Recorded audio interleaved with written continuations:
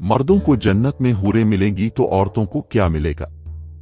इसके अलावा जन्नत में कन्वारी फौत हो जाने वाली लड़की किसकी बीवी बनेगी? ये एक ऐसा सवाल है जो आजकल बहुत ज्यादा देखने को मिलता है। ख्वाती ही नहीं, अक्सर हमारे भाई भी ये सवाल करते नजर आते हैं। उन्हीं सवालों का जवाब आज हम आपको बताने जा रहे हैं। नेक औरत अगर शादीशुदा है तो जन्नत में अपने जन्नती शौहर के साथ रहेगी और शौहर को मिलने वाली हूरों की सरदार होगी, और अल्लाह तबारक व ताला इस औरत को उन सबसे हुसैन और जमील बनाएगा और वो मियाँ बीवी आपस में टूटकर मोहब्बत करने वाले होंगे।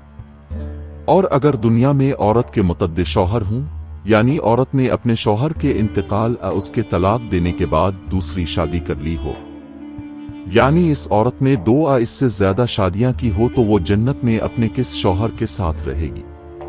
इस बारे में मुख्तलिफ रवायात हैं। ऐसी औरत को इख्तियार दिया जाएगा कि जिसके साथ इसकी ज्यादा मुवाफिकत हो, इसको इख्तियार कर ले।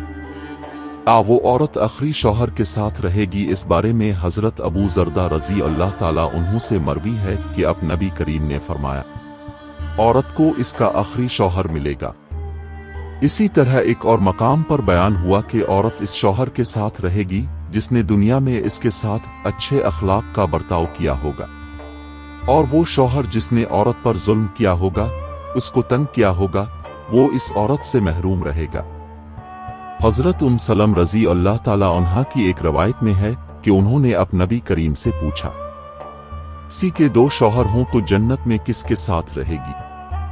तो अब नबी करीम फरमाया, इसे इख्तियार दिया जाएगा कि वो किसी भी शौहर के साथ रह सकती है, और फरमाया जिसने दुनिया में इसके साथ अच्छे अखलाक का बर्ताव किया हो, और वही इसका जन्नत में शौहर होगा।